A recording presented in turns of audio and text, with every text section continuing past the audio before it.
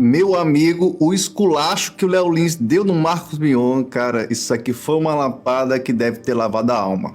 Pra quem não sabe, o Léo Lins foi condenado a 8 anos de prisão por uma série de piadas ácidas e devido a essa situação, diversos humoristas se posicionaram contra e outros a favor. E detalhe, nem todos que se posicionaram contra a condenação do Léo Lins estavam a favor dele, mas sim estavam ali basicamente só marcando passagem, falando que são a favor da liberdade de expressão, porque muitos não queriam a sua imagem vinculadas a favor do Léo Lins. Primeiro, vamos recapitular o que o Marcos Mion postou, para você entender melhor essa história e como é que foi esse esculacho. Ele postou o seguinte: Léo Lins é um excelente humorista. Ele começou na TV sendo redator do meu extinto programa Legendários e eu adorava seus textos, suas ideias. Ele escrevia bases muito boas para as minhas análises de programas e novelas. Dentro da sua enorme capacidade e genialidade, ele optou pelo caminho do humor ofensivo, do escárnio, do choque e da absoluta falta de respeito. Aí aqui ele já deixou bem claro, colocou até em letras maiúsculas para tentar escapar de qualquer associação. Eu não gosto e não respeito esse tipo de humor,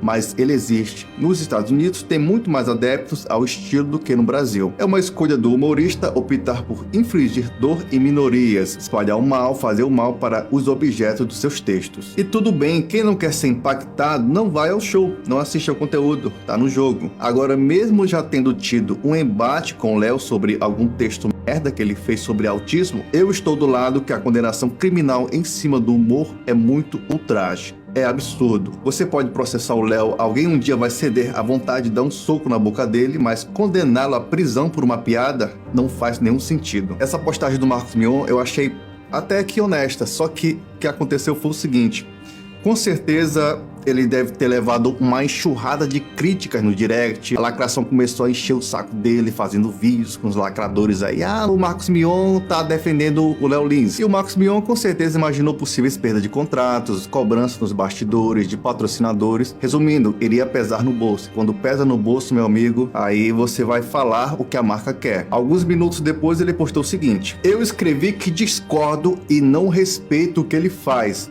que o que ele escreve é merda, e já falei isso brigando com ele nas redes. Quando não faz esse tipo de humor, ele tem muita criatividade. Isso é um fato. Em nenhum momento eu falei que esses absurdos são genialidades dele. É só ler o que eu escrevi. A censura nunca é boa e isso motivou minha manifestação. Isso que defendi.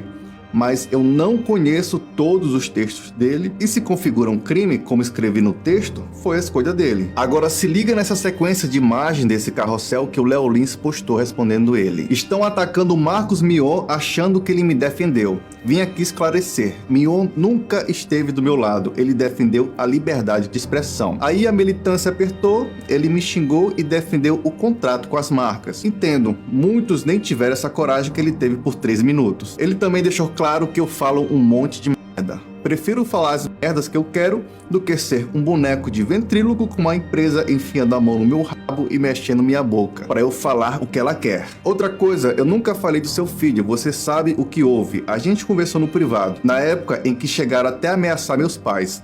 Te disse que sou contra essa militância de coerção agressiva. Talvez tenha esquecido. Ainda bem que não falou isso em tom de piada, senão poderia ser visto como incentivo à violência. Da minha parte, nunca tive problemas com você, nem ia falar nada. Você foi um cara gentil quando trabalhamos juntos. Mas começou a me bater publicamente, já não foi uma, nem duas, nem três. Você era um homem de personalidade, mas virou um homem castrado que abana o rabo e ganha biscoito de militância. Sobre eu gostar de infligir dor, espalhar o mal e ser um criminoso digno de levar um soco na rua, realmente, nossa imagem pública é bem diferente. Minha imagem de vilão é por conta de piadas ácidas no palco. E sua imagem de homem de família é graças a uma excelente assessoria de imprensa. Como você mesmo disse, não esqueça que já trabalhamos juntos. Aí aqui ele postou uma caricatura da Rede Globo junto com as marcas, colocando a mão no rabo dele e falando o que as marcas decidem. Igual literalmente aqui na ilustração boneco de ventríloco. E na descrição ele postou o seguinte: tenho recebido o apoio de muitas pessoas, inclusive de quem deixou claro que não gosta das piadas que faço. E quero dizer, eu entendo e agradeço. Não espero aprovação irrestrita, respeito quem fala o que realmente acredita, mesmo quando seria mais fácil se calar ou seguir o coro. Querem promover diversidade desde que não seja diversidade de pensamento. Fala-se tanto em respeito às minorias, mas a menor minoria é o indivíduo. E se ele não pensa como se espera, também também será desrespeitado,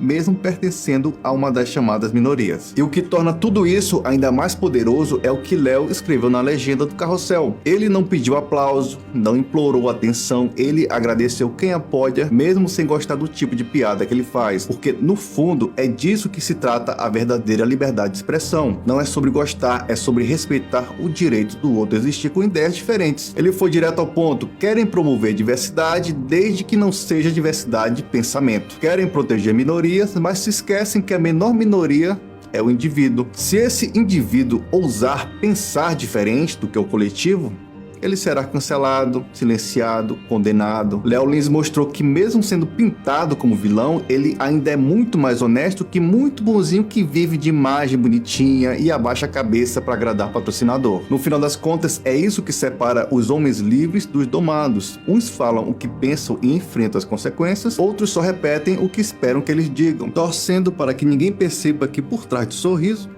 tem uma coleira. O caso do Léo Lins deixou claro que a liberdade de expressão virou artigo de luxo no Brasil. Só pode ser usado do jeito certo, no tom certo e com o aval da patrulha digital. O Marcos Mion até tentou dar um passo fora dessa bolha, mas foi rapidamente puxado de volta pelo cabresto das marcas e da militância. Ele foi engolido pelo próprio medo de desagradar o sistema que sustenta a imagem de pai de família fofo da TV. E o Léo Lins não perdoou, jogou na cara dele, sem filtro, o que muitos queriam falar, só que poucos tinham coragem, e preferia falar o que pensa e arcar com as consequências do que ser um fantoche sorridente de patrocinador. Essa treta escancara uma verdade inconveniente: ou você tem coragem de sustentar suas opiniões até o fim, ou você será só mais um que levanta a bandeira só quando é conveniente. Mion quis bancar o justo, mas recuou na primeira pressão. Já Léo Lins, com todos os defeitos que possam apontar, foi coerente com a própria liberdade até o fim, mesmo pagando um preço altíssimo por isso. Ele poderia muito bem falar um monte de piada simpática,